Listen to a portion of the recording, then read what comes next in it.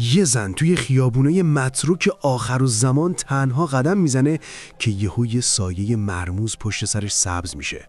صورت طرف بدجور از ریخت افتاده و وحشتناکه و تا چشمش به یه آدم زنده میفته مثل یه حیوان وحشی میپره جلو.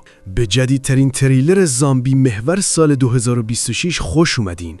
ما مرده ها رو خاک میکنیم. داستان با یه حادثه آزمایشگاهی بی سابقه شروع میشه.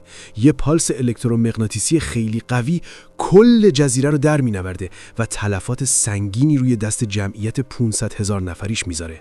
کارشناسا میگن این پالس قوی مستقیما به مغز آسیب میزنه و شانس زنده موندن ساکنین خیلی کمه.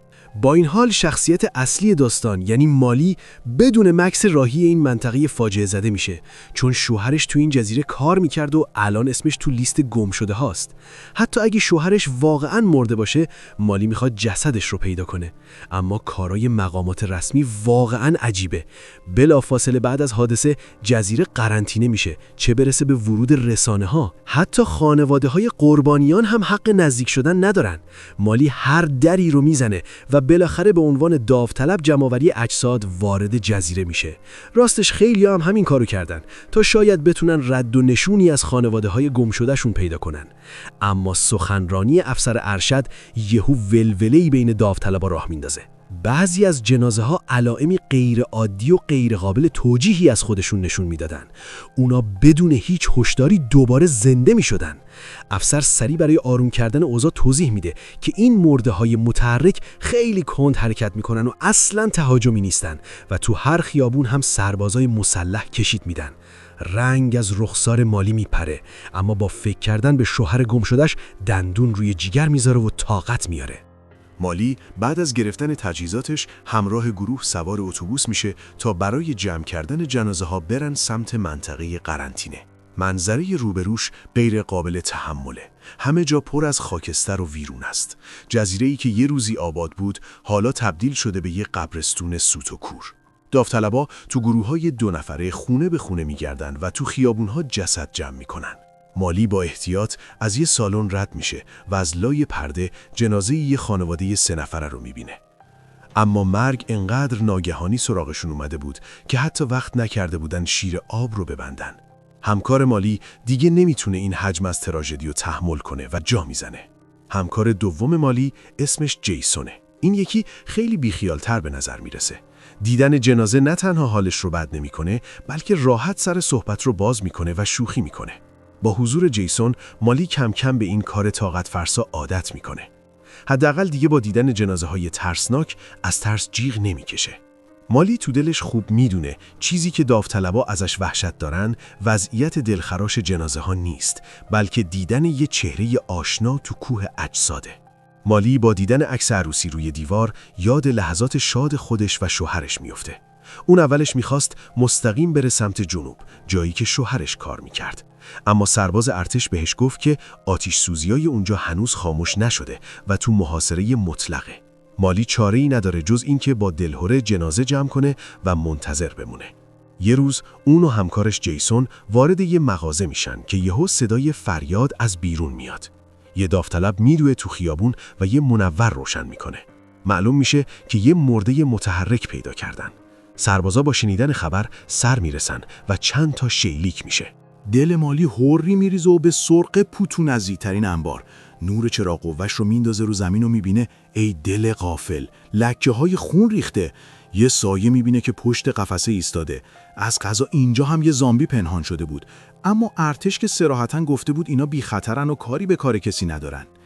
جیسون با خونسردی منور رو روشن میکنه و طولی نمیکشه که صدای چند تا شلیک تو گوششون میپیچه.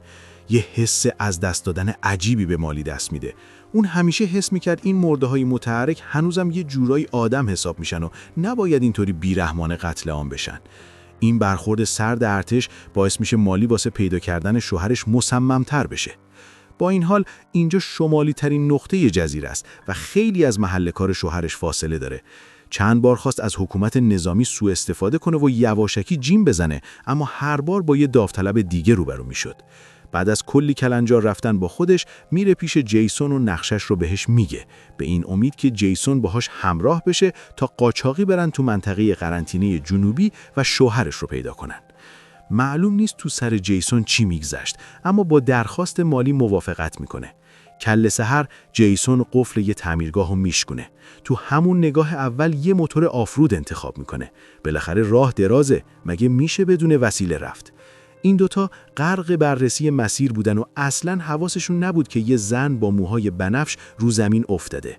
زن دی سر و صدا چشماش رو باز میکنه و یهو بدون هیچ هشداری بلند میشه. مالی صدای حرکتی رو میشنوه و نور چراغ قوه‌اش رو میندازه سمتش. میبینه زن موبنفش داره دهنش رو تکون میده و دندوناش رو با هم یه صدای تق تق خشداری سابی میکنه. بند دل جفتشون پاره میشه و سری موتور رو هل میدن بیرون تعمیرگاه.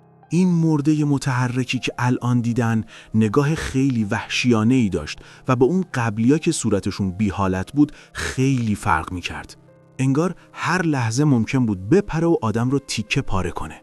اون دوتا سوار موتور میشن و تو بزرگراه گازشو میگیرن. با اینکه کلی ماشین ول شده وسط جاده تلمبار شده بود، با مانور دادن لابلای اونا هی به منطقه قرنطینه جنوبی نزدیک و نزدیکتر میشن.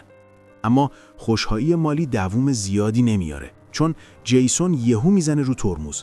نگو یه ماشین گشت نظامی جلوتر بوده. جفتشون پشت یه ماشین قایم میشن تا گشتیا دور بشن. مالی برمیگرده و میبینه یه مرده متحرک داره نزدیک میشه. یهو صدای شلیک گلوله میاد. معلوم میشه که کار همون سربازای ارتش بوده. شانس آوردن که لو نرفتن. اصلا جرأت نمیکنن معطل کنن و سریع سوار موتور میشن تا به راهشون ادامه بدن. هرچی به منطقه قرنطینه جنوبی نزدیک میشن، دودی که تو هواست غلیظتر میشه. انگار ارتش دروغ نمیگفت. آتیش اینجا هنوز داره زبانه میکشه. از دور که از روی تپه نگاه میکنی، منظره تمام عیار آخرالزمان است. جیسون پاشو میذاره رو گاز و بالاخره وارد ویرانترین بخش قرنطینه جنوب میشن. قبل از تاریکی هوا یه ساختمون متروکه پیدا میکنن تا شب رو همونجا سر کنن. اما تا میشینن خستگی در بیارن، یه زامبی غول پیکر میزنه تو. جیسون اولش عین خیالش نیست تا اینکه طرف یهو قاطی میکنه و حمله ور میشه که یهو تق صدای یه شلیک میاد. یه سرباز دم در سبز میشه. همونجا به جیسون هشدار میده که باید حسابی حواسشون رو جمع کنن، چون هر چی به مرکز حادثه نزدیکتر بشن، این مرده‌های متحرک وحشی‌تر میشن. وقتی سربازه که اسمش لوگان بود میفهمه مالی و رفیقش یواشکی وارد منطقه ممنوعه شدن، اصرار میکنه که باید جدا جدا ازشون بازجویی کنه. تو یک چشم هم زدن میاد به مالی میگه که جیسون تو رو ول کرده و تنهایی جیم شده. مالی یه نمه بهش شک میکنه، اما وقتی میشنوه که لوگان حاضر واسه پیدا کردن شوهرش کمکش کنه، دلش رو میزنه به دریا و سوار ماشین نظامی میشه. مالی میخواست یه راست بره سر کار شوهرش، اما لوگان پاشو میکنه تو یه کفش که اول باید برن خونه اون تا آذوقه بردارن. مالی که میبینه هوا داره تاریک میشه، چاره ای نمیبینه جز این که قبول کنه. لوگان خیلی شنگول به نظر میرسید و حتی یه شام مفصل هم تدارک دید، اما مالی اصلاً میل نداشت. اون کلی عکس خانوادگی روی میز میبینه. یهو چهره لوگان تو هم میره. میگه وقتی این فاجعه رخ داده تو مأموریت بوده و جون سالم به در برده، اما زن بیچارش که باردار هم بوده در جا کشته میشه. چشای مالی پر اشک میشه. این فاجعه ناگهانی هزاران خانواده خوشبخت رو نابود کرده بود. درست تو همون لحظه که مالی غرق قصه بود و نمیتونست خودشو جمع و جور کنه، لوگان یهو یه درخواست عجیب میکنه. از مالی میخواد لباسهای زن مرحومش رو بپوشه و باهاش برقصه. جفتشون عزیزانشون رو تو این مصیبت از دست داده بودن. مالی دلیلی واسه یه نآوردن پیدا نمیکنه. با پخش شدن یه آهنگ ملایم اون دوتا همدیگر رو محکم بغل میکنن. تو سر مالی پر بود از خاطرات شیرینش با شوهرش، در حالی که لوگان کلاً مالی رو زن خودش فرض کرده بود. وقتی آهنگ تموم میشه، لوگان متوجه میشه مالی حلقه ازدواجی که براش آماده کرده بود رو دستش نکرده. چهره لوگان از خشم کبود میشه. فکر میکنه مالی این فضای احساسی رو خراب کرده. مالی توضیح میده که خودش حلقه ازدواج دستشه و نمیخواد اون رو در بیاره تا یه حلقه دیگه بندازه. اما لوگان ول کنه معامله نیست. مالی برمیگرده و پناه میبره به اتاق بغلی. درو که قفل میکنه، یهو یه جنازه زن رو تخت میبینه که شکمش برآمده است. اون زن مرده لوگان بود. خون تو رگای مالی منجمد میشه. بلافاصله از پنجره میپره بیرون و فرار میکنه. اما اون سرباز روانی دستبردار نبود. مالی با ترس و لرز توی انبار قایم میشه. رد نور چراغ‌ور رو که میگیره، یهو میبینه توی گوشه یه مشت زامبی رو با زنجیر آهنی بستن. مالی از ترس دو دستی جلوی دهنشو میگیره. حس میکرد صدای پای لوگان داره نزدیک میشه. یهو یه فکری به سرش میزنه. حلقه‌شو در میاره و میاد بیرون و سعی میکنه با تقلید صدای زن لوگان باهاش حرف بزنه. مرده که از قبل یه تختش کم بود، با شنیدن صدای مالی گول میخوره. با چشمای اشکی میگه که این همه زامبی رو واسه تحقیق گرفتار کرده، فقط به این امید که زنش هم یه روزی دوباره زنده بشه. مالی خودش رو تسلیم نشون میده و لوگان هم گاردش رو میاره پایین. تو یه حرکت سریع مالی سلاح تیزه‌ای که قایم کرده بود رو میکشه بیرون. تو چشمای لوگان پر از ناباوری بود. دستش رو میذاره رو گردنش و نقش زمین میشه. مالی بیخیال این آدم روانی میشه، سویچ ماشین رو از روش برمی‌داره و درست وقتی میخواد گازش رو بگیره و بره، یهو چشمش میفته به زن باردار لوگان که واقعاً زنده شده بود. زن ترس تو دلش رو خفه میکنه. پاشو میذاره رو گاز و سریع از مهلکه فرار میکنه. روز بعد مالی تو صندلی راننده از خواب بیدار میشه. جاده جلو روش با موانع بسته شده بود. حالا دیگه مجبور بود پیاده بره. بی نهایت ماشین تو اون بزرگراه متروک رها شده بودن. مالی چشماشو میبنده و روی این صحنه‌ها و تون میره جلو. یهو صدای قدم‌های سنگینی از پشت سرش میاد.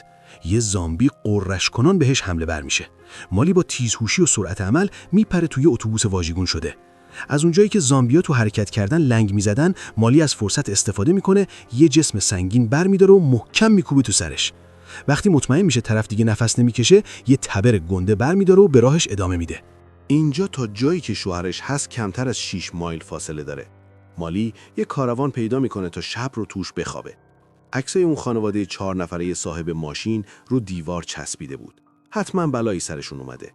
شب از نیمه گذشته بود که یهو صداهای عجیبی از بیرون میاد. پارچین از کاروان میاد بیرون که با یه صحنه بی نهایت وحشتناک روبرو میشه. یه زامبی داشت با جون و کندن یه گودال میکند. با اینکه متوجه حضور مالی شد اما بهش حمله نکرد. فقط تو سکوت جنازه اعضای خانواده‌اش رو بغل کرد و گذاشت تو گودال. مالی طرف رو میشناسه، صاحب همون کاروان بود و نتونست جلوی خودش رو بگیره و رفت جلو تا کمکش کنه. در نهایت خود صاحب ماشین که مبتلا شده بود با پای خودش میپره تو گور. یه نگاه به مالی که همون نزدیکی بود میندازه. مالی منظور نگاهش رو میفهمه و زن رو راهی سفر آخرتش میکنه و اون رو کنار خانواده‌اش خاک میکنه. ظهر روز بعد بالاخره مالی میرسه به هتلی که شوهرش توش اقامت داشت. دلشوره عجیبی میگیره.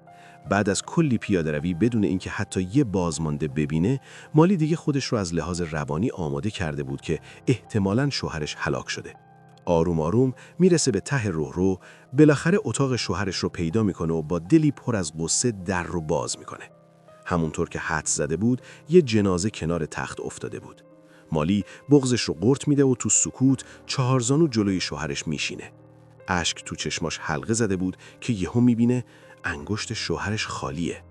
حلقه ازدواج جفتشون روی روشویی دستشویی گذاشته شده بود. یک کارت پرسنلی متعلق به یه زن زیبا هم رو میز بود. مالی یهو یاد آخرین دیدارشون میفته. اون قبلا خواسته بود بیاد پیش شوهرش تا تو این جزیره زندگی کنن، اما شوهرش با بیرحمی دست رد و به سینش زده بود. نگو آقا از قبل دلش رو باخته بوده به یه زن دیگه. حالا مالی نمیدونه باید قصه بخوره یا خوشحال باشه. هزاران مایل راه رو با 1000 بدبختی و خطر اومده بود فقط برای اینکه این آشغال رو پیدا کنه. یهو صدای پای یه نفر از پشت سرش میاد. در واقع همکارش جیسون بود، همونی که قبلا فرار کرده بود. این مرد نگران مالی شده بود و دویده بود تا خودش رو بهش برسونه. این دوتا آدم دلشکسته لب ساحل میشینن و سفره دلشون رو واسه هم باز میکنن. مالی میخواست زندگیش رو با شوهرش نجات بده، در حالی که جیسون میخواست به خانواده‌اش ثابت کنه که یه بازنده بی مصرف نیست. این دو نفر تا خود صبح مینوشن و درد و دل میکنن. وقتی روز بعد مالی بیدار میشه، انگار یه بار سنگین از رو دوشش برداشته شده. دوباره میره تو اتاق شوهرش، حلقه ازدواج رو از دستش در میاره. این کار یه خداحافظی تمام عیار با این ازدواج و آشتی کردن با گذشته خودش بود. در نهایت با کمک جیسون جنازه شوهرش رو میذارن روی قایق تفریحی و ولش میکنن تا تو مسیر جریان آب واسه همیشه بره سمت آزادی. بعد از اینکه کارشون تموم میشه، مالی و جیسون با ماشین برمیگردن سمت پایگاه شمالی. تو راه به یه زامبی موبلوند برمیخورن. مالی تو همون نگاه اول میفهمه که این زن لوگانه، همون سربازه. فقط دیگه شکمش برآمده نبود. مالی انگار یه چیزی دستگیرش میشه. رد نگاه زن رو میگیره و میدوه سمت یه خرابه.